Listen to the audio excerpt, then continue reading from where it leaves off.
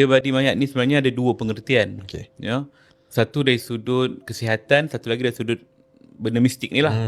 Kalau dari sudut kesihatan, Nabi dah pesan dah, setiap kali kita menziarahi ataupun menguruskan jenazah, maka balik hendaklah bersihkan badan, mandi sekurang-kurangnya, bersihkan badan. Dan ada setengah orang kadang-kadang dia ambil mudah benda tu. Dia dah selesai urus jenazah ataupun tengok jenazah, dia balik.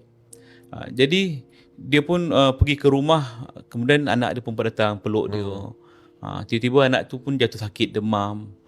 Kemudian orang rumah dia pun salahkan dia, awak lah ni tak mandi tengok jenazah tadi.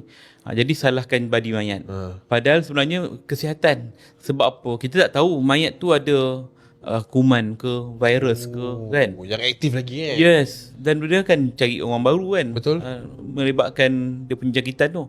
So mungkin di situ yang berlaku kuman tu, dan kita mungkinlah terlindung. Anak yang kurang imun dia ni, dia akan terjejas. Jadi sebenarnya ikut sunnah, kita kena bersihkan badan lah. Itu dari sudut kesihatan lah. Kalau mistik Ustaz? Kalau mistik ni pula, ramai orang kata badi mayat ni kalau untuk kemalangan lah dan sebagainya lah, ada belaan dan sebagainya. Sebenarnya kita kena faham, setiap orang yang meninggal dunia, roh dia tu dah terputus hubungan dengan kita. Dia tak akan boleh kembali apa cara sekalipun, ya. Jadi kalau orang kata pernah melihat mayat, roh ke, ataupun terbayang-bayang dalam mimpi ke sebagainya, sebenarnya itu lebih kepada gangguan syaitan. Syaitan dan jin jahat. Sebab apa? Mungkin tak jaga diri dia. Maknanya nak pergi ziarah jenazah, dia dah lemah semangat. Kemudian dia tak baca ayat ruqyah. Tak pagar diri dia dulu. Tengok jenazah, lepas tu dia terbayang-bayang, syaitan ambil kesempatan. Dia tengok kosong ni. Yang ni memang suka, memang takut boleh ni.